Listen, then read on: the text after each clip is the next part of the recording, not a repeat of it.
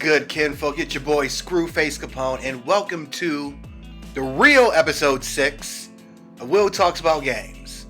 I know last time I said it was episode 6 when it was actually episode 5, and of course, if you got it up in your RSS feed, then you know that it's that's actually the 5th episode, and I marked it as such.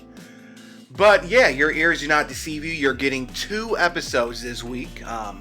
I'm recording this Thursday night, so I'm looking to have it up Friday morning or sometime Friday, which is tomorrow. So anyway, a huge series of documents leaked from Microsoft this past week, and they were part of the legal case against the U.S. regulator, the Federal Trade Commission. If you recall, then the FTC filed suit against Microsoft in an attempt to block their impending acquisition of Activision Blizzard. So, of course, as you also know, that it was unsuccessful, even after 2 attempts.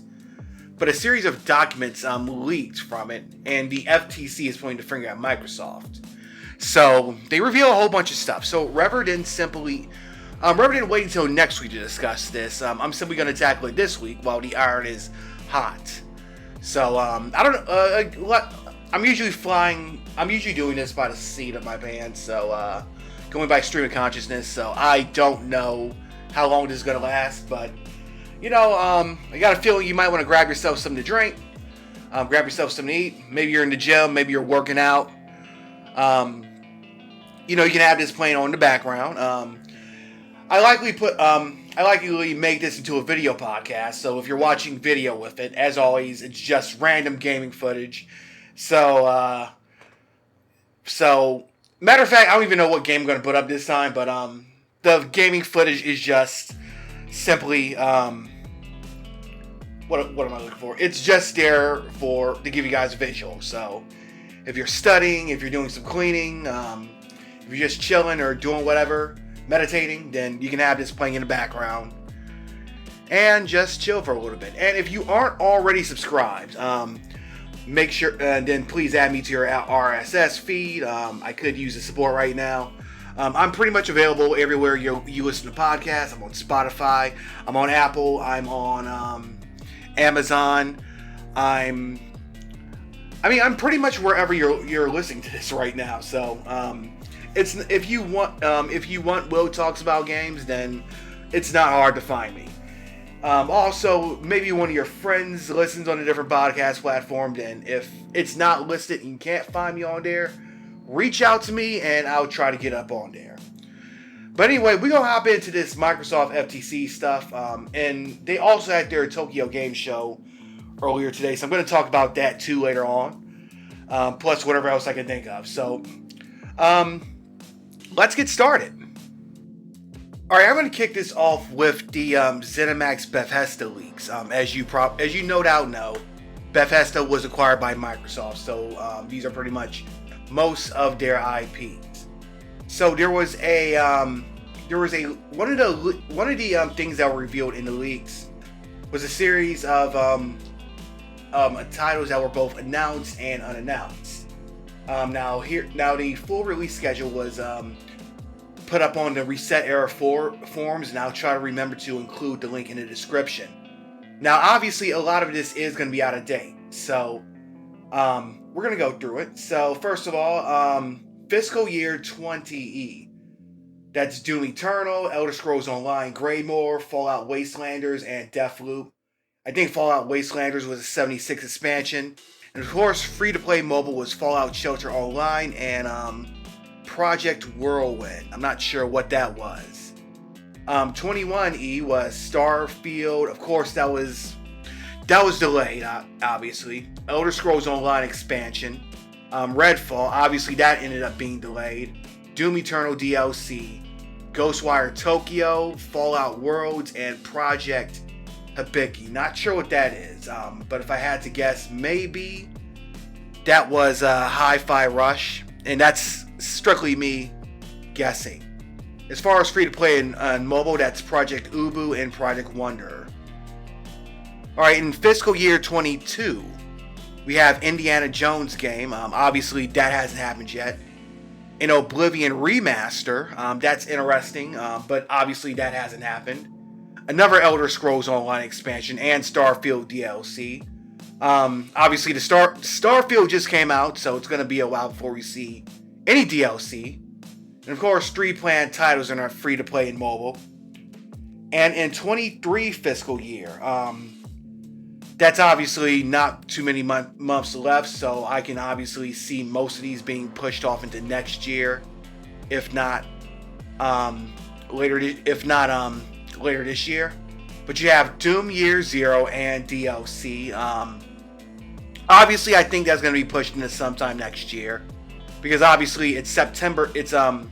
We're over halfway into September now, so obviously they're not just going to put out a bit. Obviously, they won't just put out a big release like that just out the blue.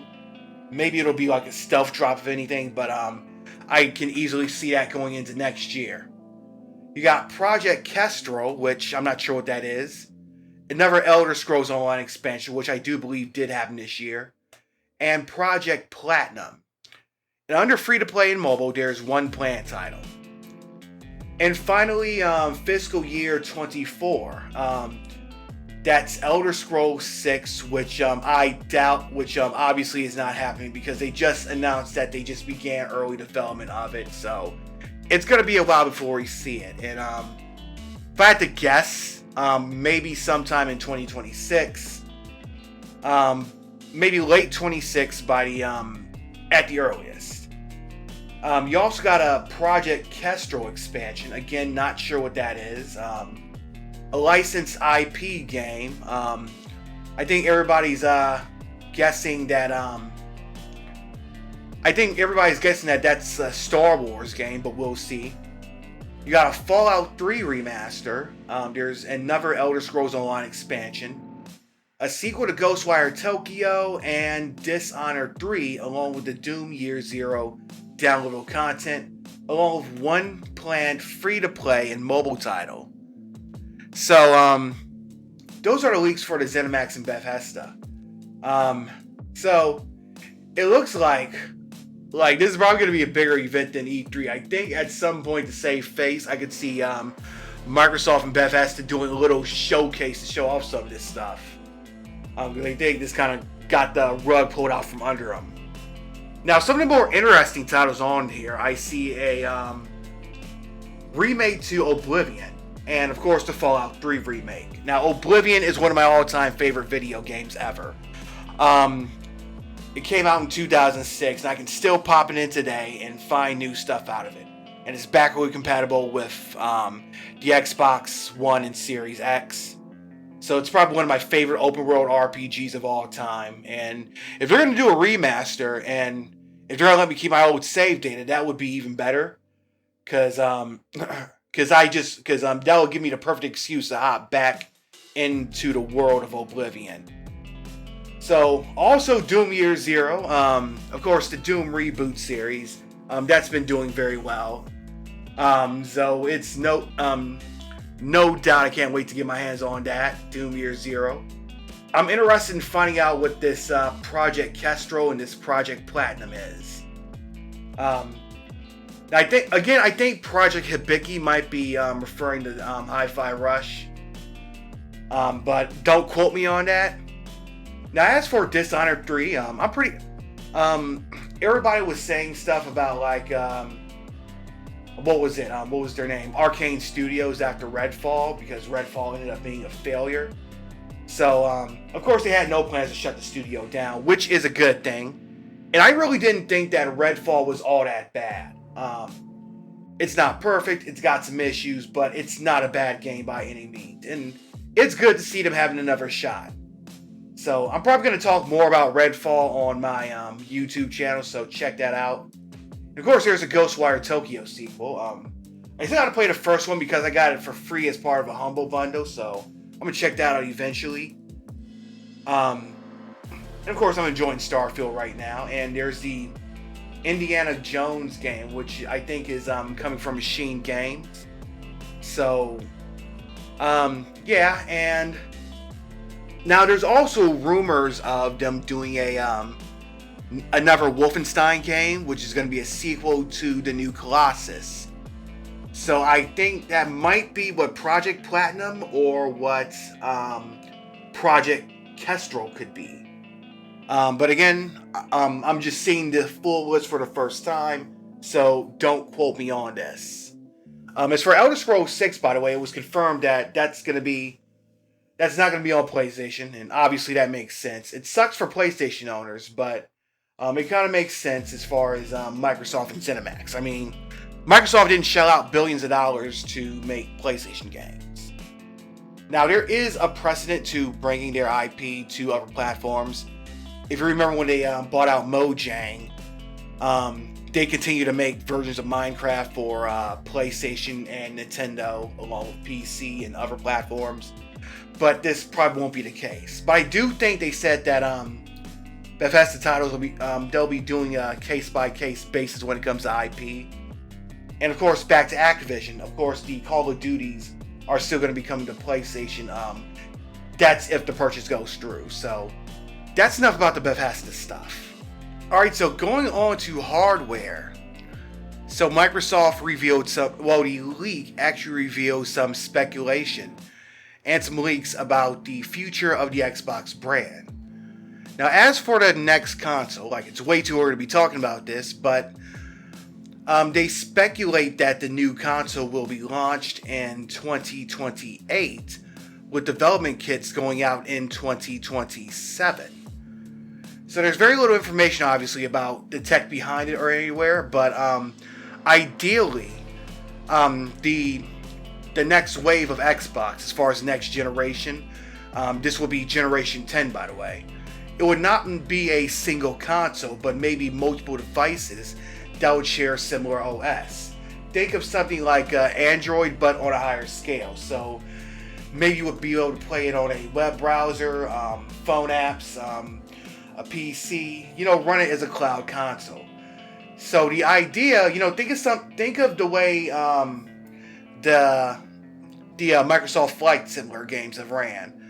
They run off the local hardware, but they use cloud computing to stream to different environments and airfields and stuff.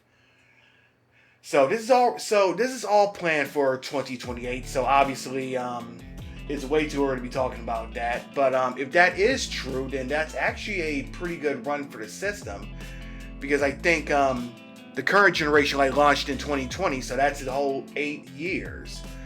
So I think that's so if they do stick with that schedule, then that's that's a pretty good run for this current generation. And it's not hard to imagine PlayStation running on a similar schedule. So we'll see how that goes. Now, as for the immediate future, there's been rumors about Microsoft planning a mid-generation refresh as far as its current consoles, the Xbox Series X and the Xbox Series S. So, according to the leak, there's going to be 2 new sub-consoles. One codenamed Brooklyn, and another one codenamed Elliewood. And apparently they're both in production, and they're both set to be launched sometime next year, according to the current leak. Now, the Brooklyn, that's going to be the new model of the Xbox Series X. It features a cylinder-like design, along with 2 terabytes of internal storage, along with a single USB-C port in front. And there's not going to be a disk drive, and there's going to be improved wireless technology, along with an improved Bluetooth. And there are going to be measures taken within the device to reduce the power reduction. So I know several months ago they put out the update with the Xbox Series X that that adds in better power reduction modes. So I know that's one of the big things that they've been working on. We'll go back to this in a moment. Now, the Elliewood, that's going to be the new version of the Series S. It's going to keep in mind that both of these consoles are going to ship at the same price point as the current Xbox Series X and S. Now this is pretty much going to be similar to the original S, but this one's going to have 1 terabyte of internal storage as opposed to the original Series S having 512 gigs, I think. It will also have the better Wi-Fi and the improved Bluetooth, along with the other power saving options. Now, along with that, they're also planning on making a new controller codenamed Scramble. So apparently this new controller is going to have haptic feedback, and they're going to have like improved sustainability options. It's going to be a bit more durable. And of course, if you actually check the leak, which will be put into, which I'm going to have in the description, of course, I'll put a link to it, so you can see that like you can pretty much see the design of the controller. So it's going to have like precision haptic feedback, kind of similar to the PlayStation 5 controller. You're going to have like speakers and accelerometer. You know what I'm talking about. It's that accelerometer or whatever. You'll have new modular style thumbsticks, a rechargeable and swappable battery, and the ability to lift and weight the device. It's going to launch at a price point of $70, which is $10 more than the current controllers. They're also removing the share button, it looks like. I guess like that will be slightly inconvenient, but I've never really used that too much anyway. You can always just hit the if you want to record something, you can always just hit the guide button to do your recording or whatever. But like adding haptic feedback to the controller, because like on the PlayStation 5 you actually got some games that actually utilize that kind of stuff. So I wonder if it's going to be one of those things like think of like the PlayStation back in the day when they first released the DualShock, and they put out games that actually required the DualShock to use it or had some increased compatibility with the DualShock controls. So I'm wondering if that's going to be the thing with that. Now going back to the Brooklyn, the upcoming Xbox console, they removed the disk drive, which might be a hard sell for many early adopters, because a lot of people still buy physical games when it comes to Xbox. And I know everything's going all digital, but that's still going to be like there's still a lot of people that still buy their Xbox games. And also with the backward compatibility stuff, you still got a lot of old games that that people still play running off the disc.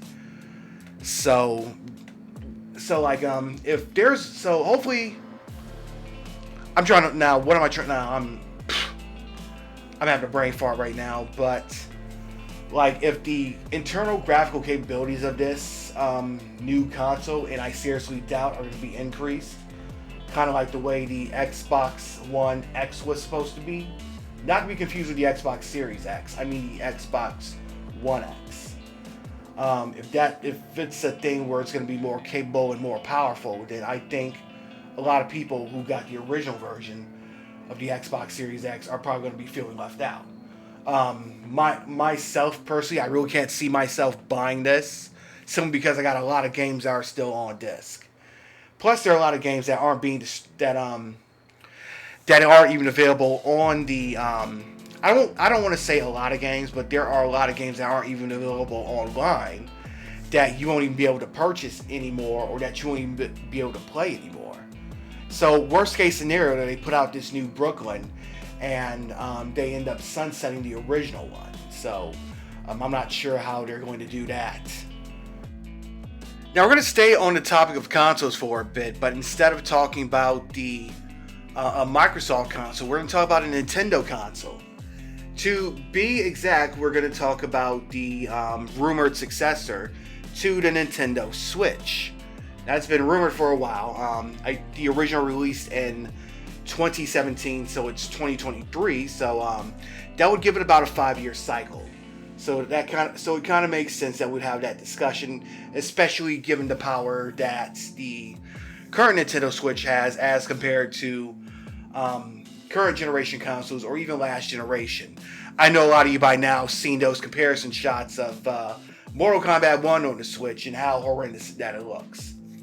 But anyway, it was revealed that several Activision executives, including boss Bobby Kotick, had met with Nintendo president Shuntaro Furukawa sometime last December. The email was heavily redacted and I can't find it online. It's been pulled down. But they do reveal a note from Kotick saying that performance-wise, the console would be on par with the PlayStation 4 and Xbox One as far as graphical performance. Now, last month at Gamescom, apparently Nintendo had revealed the Switch 2, or the next generation Switch, or whatever they end up calling it. They revealed it behind closed doors at Gamescom last month. And according to Eurogamer, the unit was shown running a upgraded version of Zelda Breath of the Wild, and of course Epic's The Matrix Awakens Unreal Engine 5 tech demo. So this kind of contradicts what Kotick says, but as IGN noted, it could be the fact that they were simply making broad estimations on the power of the upcoming Nintendo console. Also, they stated that the demo that they ran, it used NVIDIA's AI-powered DLSS scaling alongside ray tracing. So that's where it says that the visuals were comparable to PS5 and Xbox Series X. Now, apparently the console can be used in portable mode, and it has an LCD screen as opposed to an OLED screen like the recent Nintendo Switch OLED had. And this is to keep consoles down. So while it also has a cartridge slot for physical games, there were questions concerning backward compatibility, which is going to be a huge sore point. Because the Nintendo Switch library was a pretty good one. And it would be nice to be able to move all those old Switch games over to the new console so I can upgrade. But because the Switch, especially when you consider the fact that they took off, that the Wii U and the 3DS shops are now dead and gone, unless you get your Jack Sparrow on, as I hint hint. But I think, if they can keep the Nintendo eShop and online services up for the Switch running, then it might not be too much of a loss, as long as I can go back and play those games. But still, backward compatibility is going to be more and more of a sore spot as we talk more and more about game preservation. So, in related Switch news, Nintendo said that it's moving on to a new Zelda game, so there probably won't be Tears of the Kingdom DLC. So, if anything, the new Zelda might come out on this new system. And of course, we haven't heard anything about Metroid Prime 4. I'm just bringing this up randomly. And so that might end up being on the Nintendo Switch. Because if you remember, they announced the game that would become Breath of the Wild as a Wii U game back in the days. And that ended up moving to Switch with the Wii U version coming out sometime after. I think the same thing happened with Twilight Princess. That was going to be a GameCube game, but they ended up moving it to the Wii, and it came out with the GameCube version after that. So we'll see what's going on about that. Alright, speaking of Nintendo, it was revealed that Microsoft was pursuing a major acquisition. I mean, beside Activision and Bethesda, actually. But they were looking at the possibility of purchasing either Nintendo or Valve in 2020. So in an internal email that Phil Spencer wrote to Microsoft's Chief Marketing Officer, Takeshi Numoto, he basically cautioned that Nintendo didn't really need the cash, but maybe if they continued to purchase stock in the company. So he didn't want to do it the hard way. But he supported more like playing the long game. Now, obviously, this is something that's not going to happen, and I'm actually going to discuss this a little bit more in a moment.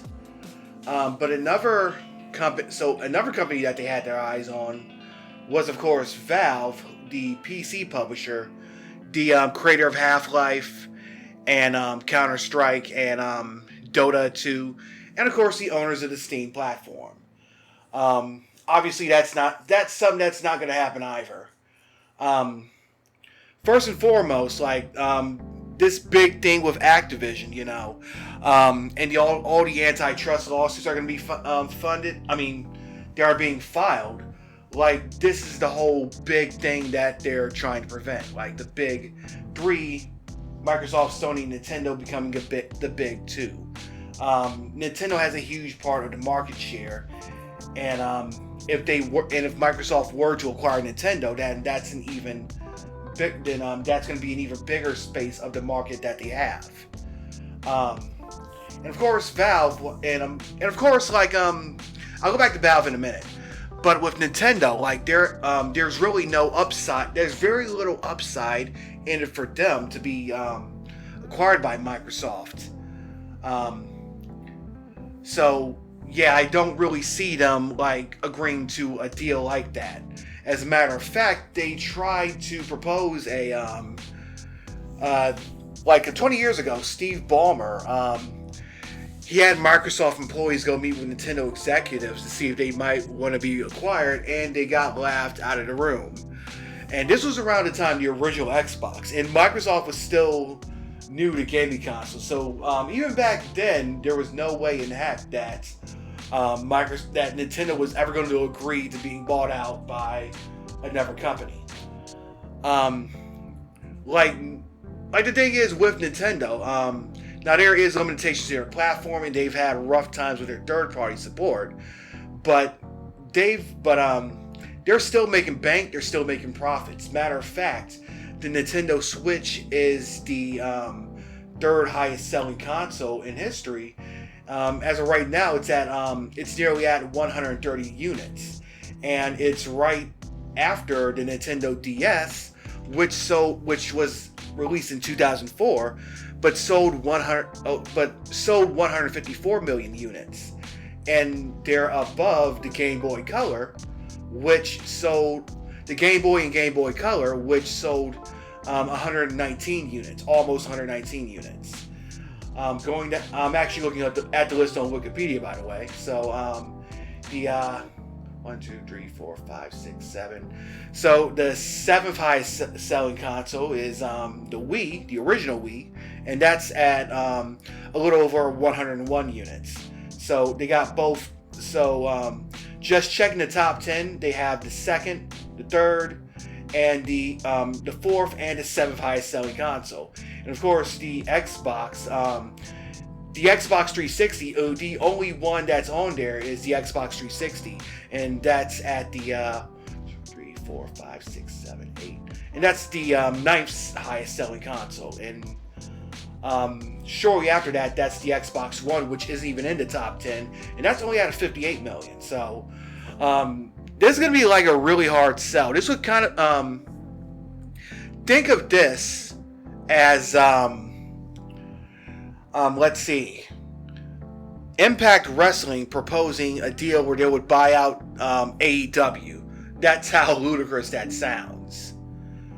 And of course, again, going back to Valve, well, that's obviously a cheaper deal. Again, there's the thing is, there's no upside in it for them. They already got one of the biggest gaming distribution platforms, if not the biggest gaming distribution platform online. So that's not going to make very many sense. So it's not going to make much sense for them. And really, the only thing I can really see Microsoft acquiring from them that's actually worth it is a number of IPs, and of course, the Steam platform. I can see them combining Xbox Game Pass into that, but some time ago they already announced that Xbox Game Pass was going to be coming to Steam. That they were trying to work with Steam to make their Xbox Game Pass games playable on Steam. I forget the exact announcement, but it was well over a year ago, so we might be hearing more about that. And that's just me, not from no leaks.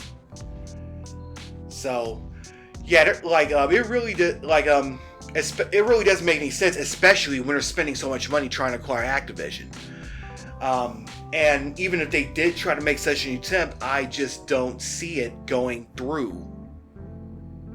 Now, that being said, though, while a acquisition is obviously not going to be in the cards, I can see something of a partnership. Maybe not even so much that, but like the two collaborating together on some stuff. And there is a precedent for that. So, for instance, Microsoft pledged that they were going to release Call of Duty games on Nintendo platforms if and when the acquisition platform goes through for at least 10 years. And if the Nintendo Switch has the specs that I discussed earlier, then it's not hard to see that happening.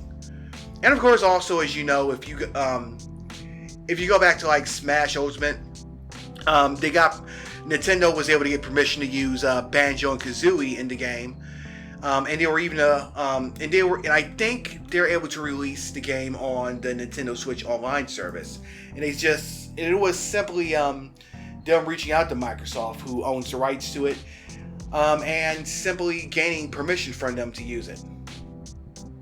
And I think the same thing happened with GoldenEye, with the recent remastered edition of well, not the remastered edition, but the Nintendo Switch Online release of GoldenEye. In addition to that, various Microsoft Game Studios games, or at least games that were exclusive to Microsoft at the time, have made their way to Nintendo Switch. You've had Cuphead, there's Ori and the Blind Forest, and as I stated, and of course there was Minecraft. Microsoft does own Mojang, but with Mojang, they were able to allow them to maintain their commitments at bringing the game to other systems, including the PlayStation 4. So there is a precedent. So what I think like this little partnership can consist of is, Microsoft continuing to release some of their games on the platform. Maybe stuff. Maybe they could probably do stuff like lesser powered stuff, like maybe Grounded from Obsidian, or maybe Pentiment, or maybe something like As Dusk Falls. By the way, check that game out if you haven't done so already. It's probably got one of the best stories in all of gaming. We could also see them do something like maybe, depending on how it would run, this might be something for the Switch successor, but maybe bring like the Halo Master Chief Collection, maybe Gears of War, maybe stuff like that. They at one time they speculated that they could probably bring Game Pass to Switch. Maybe install a cloud application that will allow them to bring Xbox Game Pass Cloud to Switch and make it playable there. So that would actually be a pretty good idea. As far as what Microsoft can get out of it, maybe sweet talk them into like bringing some of their IPs over to Xbox. Maybe like the Nintendo Switch Online stuff, like maybe that collection of NES games. I don't really see them bringing stuff like Zelda or Metroid or Mario to the Xbox, because why bring it to there when they already got their own platform for doing it. But maybe let them use some of their IPs and stuff. Maybe like throw them a bone here and there. But like doing it this way, this would no doubt benefit Nintendo more than it would benefit Microsoft. But yeah, I really don't see any acquisition happening anytime soon. I don't see Nintendo agreeing to it, as there is no upside for them. But maybe I can see them both being friendly and, being on friendly terms about it, sharing each other's toys, so to speak.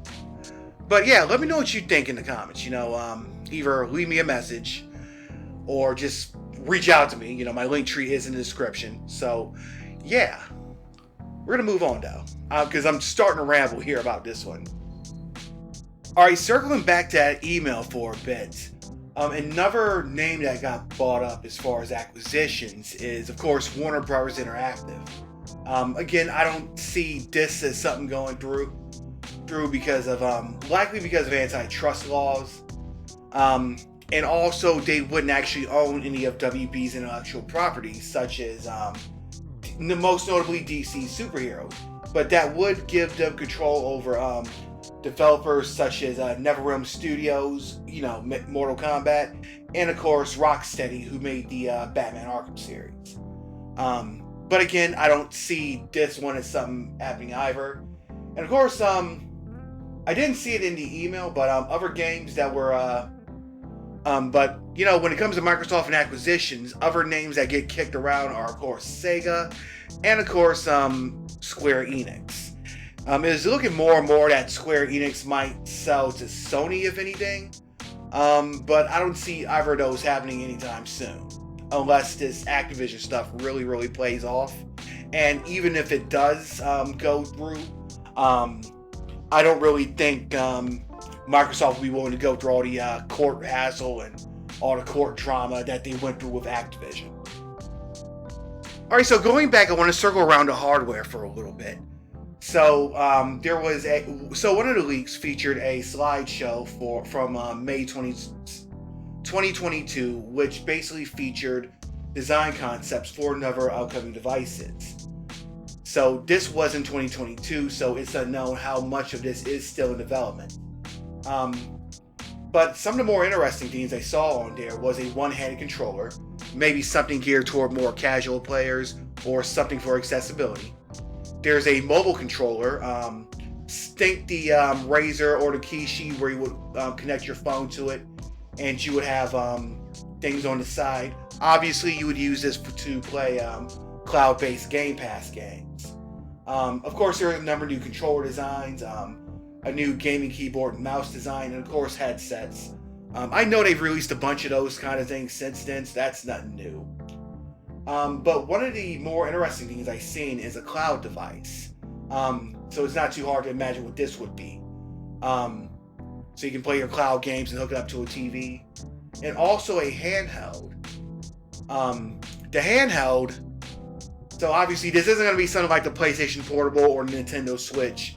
More like something where you would again run your Game Pass games on the cloud.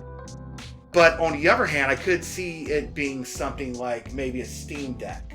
Maybe Microsoft's version of a Steam Deck where you can play PC games on the go. Now, of course, I've also saw something for 3-piece streaming sticks and set-top boxes. Think the Amazon Fire TV or the Amazon Fire Stick.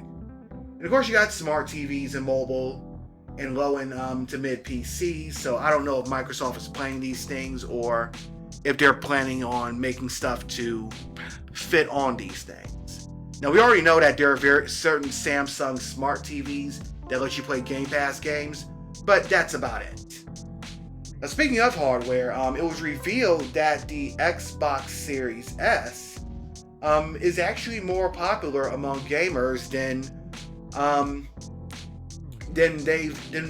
people actually predicted.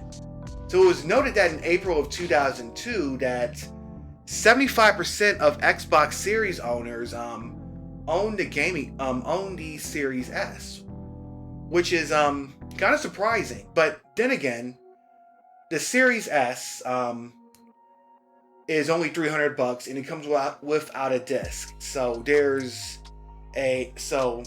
that might be the thing. If you like downloading games or if you like playing Game Pass or cloud stuff, that's what that is. Personally, I own the Series X. So now, if you think about Baldur's Gate 3, and we're going to talk about it in a second, that was a big issue because the Series S is slightly less powerful than the Series X. And going to Baldur's Gate 3, that was the issue why it didn't launch on the Xbox One, the Xbox Series X at the same time the PlayStation version did. They were having some issues with getting it to run on the Series S. Because if you're developing for the Xbox Series S and the Xbox Series X, then many developers have reported some kind of difficulty in bringing their X games over to the S, because these are two consoles in the same generation, but they both have different capabilities. And the Series S is slightly is slightly lesser than that. So I know they had to make some concessions. I can't remember if they weren't going to launch on Series S or if they made some concessions to get it to run on Series S. I think they might have removed the co-op feature. I'm not sure. Don't quote me on that. But I think this might be a bit problematic for Xbox if going forward, because if developers are having issues developing for both platforms. But we've only seen a few of that. So we'll have so this is another one of those wait and see things.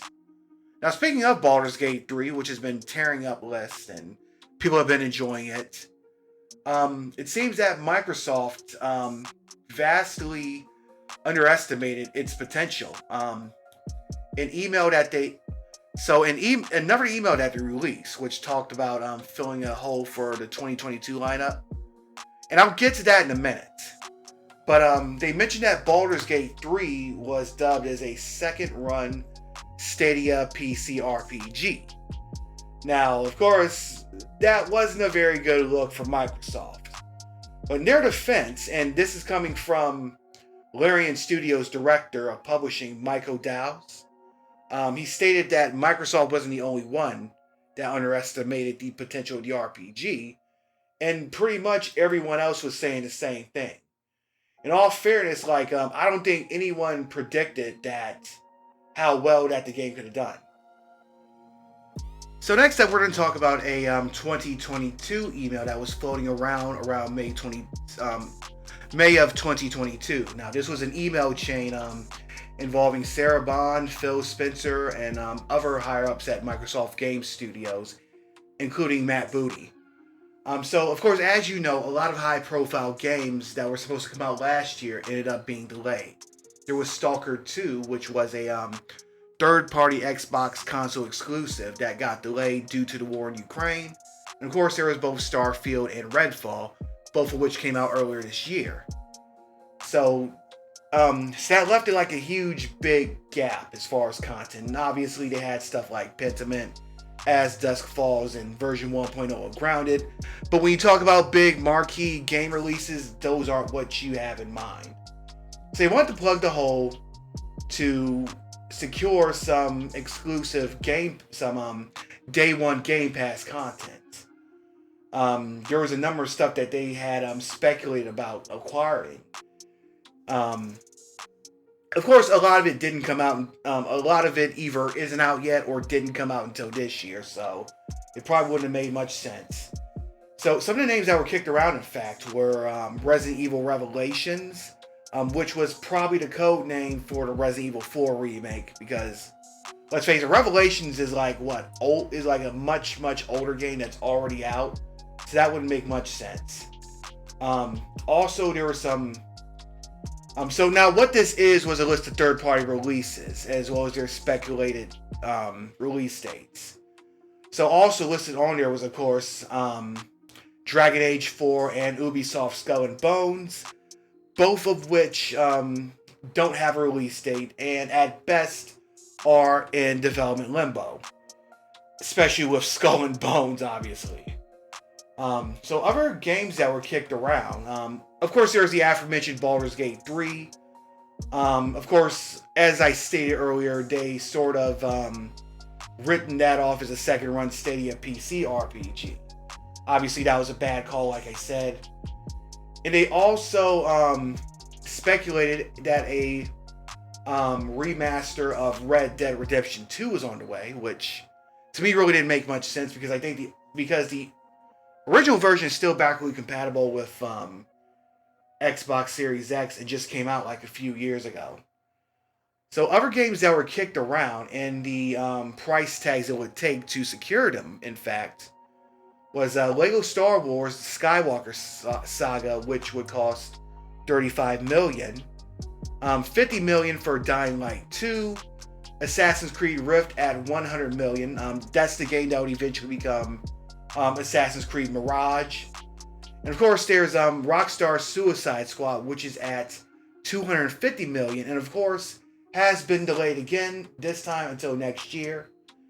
And there is $300 million for Respawn's Star Wars Jedi Survivor. So now other games that were kicked around were securing the Dark Souls series for Game Pass. So obviously that's an older game, but it was theorized that they could get a boost off that due to the popularity of the more recent Elden Ring. So I don't have the whole thing up in front of me, but I'll link to it in the description, of course. So it kind of gives you a little pullback as to like some of the ways their mentality or their thought process, or the way that they secure deals for their platforms and their services and whatnot. In that same email, or at least I think it is, Phil Spencer also shared some insight about his thoughts on the AAA gaming industry. He basically feels that the game publishers have lost their mojo. So basically, I paraphrase, and I'm paraphrasing here, is that when we had digital storefronts like Steam and GOG, and of course the Xbox and PlayStation stores, they made their rise. That took a lot of energy away from the brick and mortar stores, such as GameStop, and yeah, pretty much GameStop, and of course Walmart and Best Buy and Target. But there's really no dedicated gaming stores that sell new games. But they failed to adjust to that. They failed to really adapt to that change in the market. So rather than trying something new and trying different, what they've done is that they're trying to make these risky all-in bets. Trying to gamble on stuff. Spending millions and millions of dollars in the game, and of course having a lot of these games failing. You got a lot of games out there that are like too big to fail because they drop so much money on them. Think about Saints Row. That was $100 million that ended up flopping. I had my own thoughts about that debacle back in 2 episodes ago. I talk about Embracer. But so yeah, there's that. But going back to Embracer, that's another one that kind of demonstrates what he's talking about. Because Embracer, rather than sticking to those mid-tier and those mid-shelf games that they've been known for, they instead take these big gambles trying to jump to this AAA status, trying to work on AAA quality games. And of course, there was also that big $2 billion deal with the Saudis that kind of fell through. But of course, that's another story. And again, I talked about that in episode 4 of season 2 of the podcast. But I definitely see where he's coming from about that. Of course, in a little bit of a smaller note, in an email to Microsoft's CEO. Phil Spencer revealed that he was impressed with the PlayStation 5 reveal. He felt that the Xbox Series X and S has a better product than what Sony has, but they have a better software platform and services. So, and he believes that they have a winning plan. I mean, jury's out on how true that statement is, and of course, whether or not you agree with it is up to you. But if you look at it from a logical standpoint, what's he really supposed to say? Oh, PlayStation 5 has the better product. PlayStation 5 is going to kill us. I mean, he's the head of Xbox Game Studios, so of course he's going to hype up his own products, All right. Now, going back to his... now, I found his comments about the AAA publishing marketing, very interesting. About the AAA failing to adapt to the brick and mortar stores. I think he's kind of hinting at the way that they did with the whole Xbox Game Pass platform. So they made it almost so you don't necessarily have to buy an Xbox to enjoy most of their games, because you can play it on PC, you can play it on your mobile device, you can play them on certain set-top boxes. He's made several different avenues to make Xbox games available, trying to make Xbox more of an ecosystem rather than a dedicated platform. And again, the jury's out. It's up to you whether you think this is a viable strategy or if you think this is a good strategy, or if you agree. But I think that is interesting taking that in context. So like it's about finding new ways to adapt. And like maybe a decade or two ago, you wouldn't even imagine something like an Xbox Game Pass. And back in the days when I was growing up, cloud streaming wasn't even a thing. Right? I mean, streaming itself wasn't even a thing. The closest you had to that was like the Sega Channel, and of course, that was what it was. So, last of the leaks I want to cover is the reason why Microsoft had a timed third-party exclusive at the launch of the Xbox Series X. Now, there's an email from Damon Baker, who was at the time in charge of global gaming partnerships and developed for Xbox. So he kind of learned some stuff about a deal that, kind of a little loophole in a series of deals that were going down. So basically, what had happened was that Sony has a 12-month exclusivity deal for the PlayStation 4 version of Yakuza Like a Dragon, which pertains to the Japan and Asia versions. So the deal was set to expire on January 16th of the following year. Now, however, Microsoft has rights to release the game anywhere else in the world, particularly the United States. They just can't release an Xbox version of the game in Japan unless the term expires. However, at the time, they had a parity clause with Sega that stated that Sony can't release a next-gen SKU or next generation version of the game in the Japan region until Microsoft releases their version. So while Sony still had a PlayStation 4 version of the game, they couldn't release their version until they couldn't release their PlayStation 5 version until Microsoft released its Xbox Series version. And Microsoft couldn't do that until their Japan deal was done.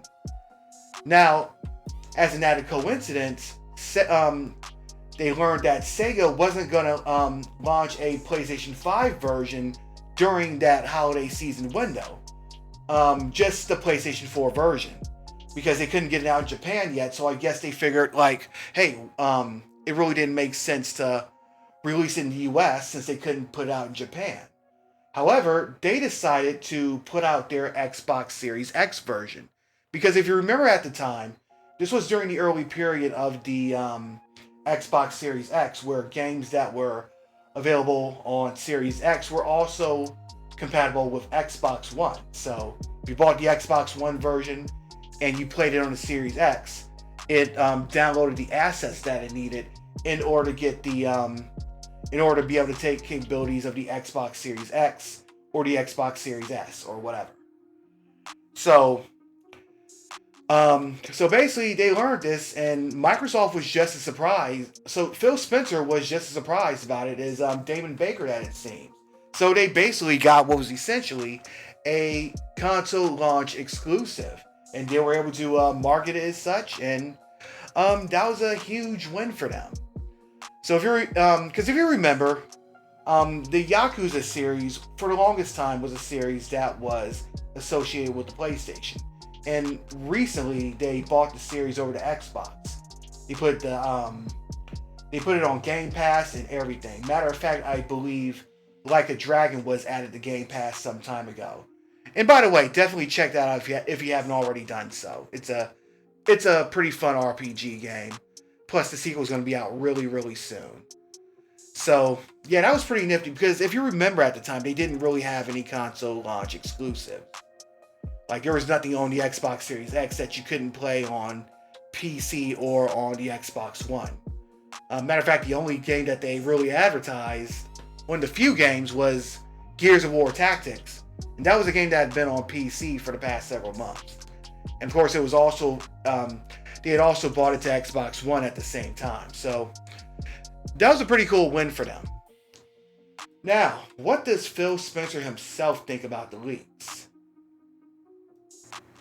In a tweet that went up this past Wednesday, or whatever, this past Tuesday, Phil Spencer stated, and I quote, "We've seen a conversation around old emails and documents. It's hard to see our team's work shared in this way because so much has changed and there's so much to be excited about right now and in the future.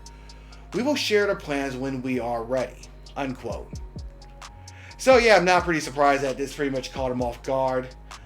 And of course, the FTC is putting the blame on Microsoft.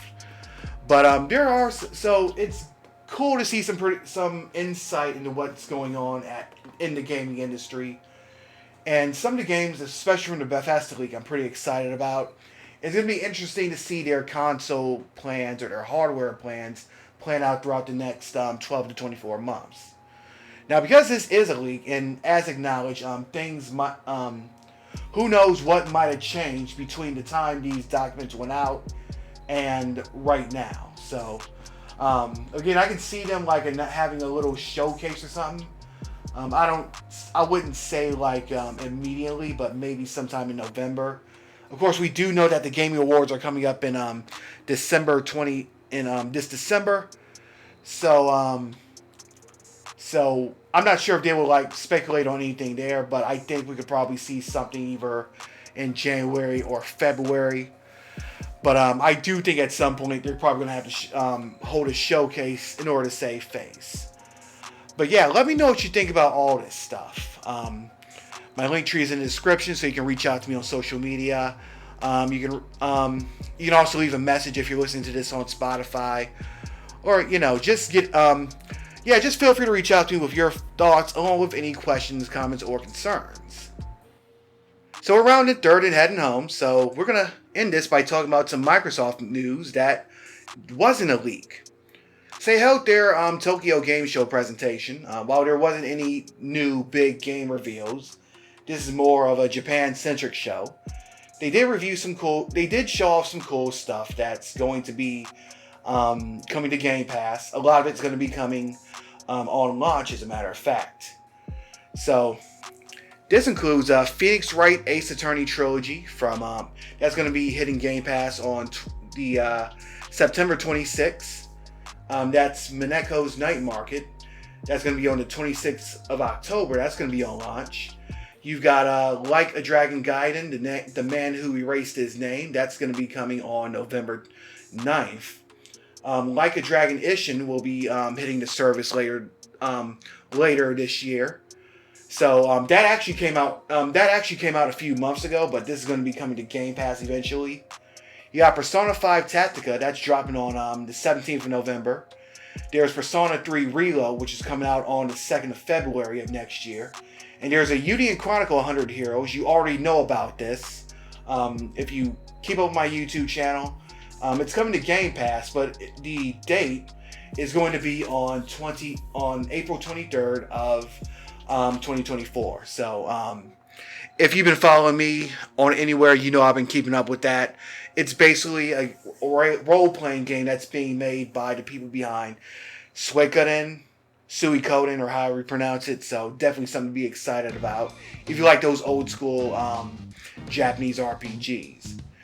Also, Apollo Justice, the Ace Attorney trilogy, that's also going to be coming to Series X, Xbox One, and Windows. That's going to be in early 2024. I don't know if that's coming to Game Pass, but I kind of assume that it is because I'm looking at this news article and it's in the same area. They also showed off an upcoming game for Hotel Barcelona, which is from Swery65 and Suda51. You know about Swery65 from, what was it? I think it was, the detective game. I forget the name. Deadly Premonition, I think it was. And also Suda51, No More Heroes, Killer 7, Killer is Dead, all that good stuff. I'm actually going to do a trailer takedown pretty soon. Matter of fact, I might record it just after I'm done recording this podcast. So, subscribe to my YouTube channel. It's also Screwface Capone, hint, hint. They showed off a trailer for the Atlantic City location, Fallout 76. So it's a casino-inspired location. So, it looks similar to Fallout New Vegas. Obviously, it's completely different. But there's going to be new content, including new locations, new factions, and new missions and all that good stuff. So if you're still playing that game, you got something to look forward to. They also showed off trailers to Infinity Strash, which is the Dragon Quest spinoff. They also showed off Pal World, another game I'm going to be looking at. And, of course, Forza Motorsport. And speaking of Forza Motorsport, they showed a trailer which spotlighted the game's Hakone track. So it features cherry blossoms and all that cool stuff. So, yeah, that's going to be another big release coming this fall. It's dropping next month, so obviously they want to bring that Japanese audience into that. And they showed off the Elder Scrolls Online, a new trailer. It's going to be launching in Japan on Xbox consoles with full Japanese localization. So that's going to be on November 15th. So if any kinfolk in there are listening from Japan, you want to play Elder Scrolls Online, here's your chance. And they showed off a new game called Althea, The Wrath of Afri, which is a action-adventure game, which is kind of like Zelda. They showed off some updates for Exoprimal, including new skins inspired by Street Fighter VI and a new map. This new content is going to drop on the 18th of October. They showed off a game called My Lovely Empress, which is from Indonesian developer Game Changer Studio. It's a sequel to My Lovely Daughter and My Lovely Wife. So apparently it's a kingdom simulator. It's kind of like, it has that same theme of My Lovely Life and My Lovely Daughter, where you got to make deals to like resurrect your loved one. So it's very interesting. So it's coming out on consoles and PC next year. Also, Octopath Traveler 2, that's coming to Xbox next year. There was a thing about Square not releasing their games for the longest time on Xbox, so that's coming. Wolong Fallen Dynasty is getting another expansion called Conqueror of Jiangdong. That's going to be dropping 27th of September. That's next week. Also, they showed off stuff for Party Animals and PUBG Battlegrounds. So, yeah. So, of course, again, there's nothing major, but if you're a Japanese Xbox owner, then there's a lot of cool stuff. And they're still trying to get that Xbox Japan support. So it's definitely something cool to see. Plus, there's a lot of cool things in there for US gamers as well. So, yeah, definitely. Alright, so that wraps up for this week's edition. Well, not quite, because we got the cool thing of the week. And given that I spent nearly an hour, it's got to be close to an hour, if not over an hour right now, talking about Microsoft stuff, I might as well talk about Starfield. That's this week's cool thing of the week. It's the latest Bethesda RPG. After all the hype, all the development, so far it's definitely living up to it. Think about stuff like Oblivion and Skyrim. You basically set that out in space. There's a ton of stuff to see. There's a ton of stuff to do. And there's a ton of different ways to customize your character. Including fucking pronouns.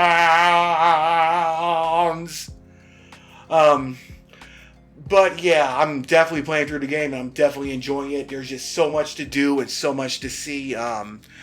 Time will tell if I think it's on that level of Oblivion, because again, Oblivion is one of my all-time favorites, and that's gonna be a hard thing to top. Like, even if it's got better graphics and sound and play control, but Starfield is definitely one of my top 10 games of the year. One of my top of the year. It's one of my early contenders for Game of the Year. So, if you got Game Pass, as a matter of fact, it's even free right now. So, do check it out. You'll love it. So that wraps it up for the real episode 6 of Will Talks About Games. I'll get the numbering right on the next one. So I know I went through a lot of stuff. I know I rambled off at a few bits. Let's see. It's Thursday night. It's actually 12:41, so it's technically Friday morning. It's Thursday night, so I'll have this up either Friday morning or Friday afternoon, whenever. So yeah, make sure you add me to your RSS feed if you're coming across this for the first time. My link tree is in the description if you want to reach out to me. Also, you check out my YouTube channel, Screwface Capone. It's got a ton of videos. I like to cover retro titles. I like to cover cool tech. I like to do documentaries. In fact, I'm working on some stuff. And every once in a while, I like to do game streams too. So you can follow me on Twitch. I use Restream to stream to both Twitch and YouTube. So if you see me online, come across, feel free, dip in, say what's up. If you want to reach out to me, if you got questions, comments, or suggestions, then yeah, definitely feel free to contact me. And until next time, I'm Audi 51,000G, kinfolk.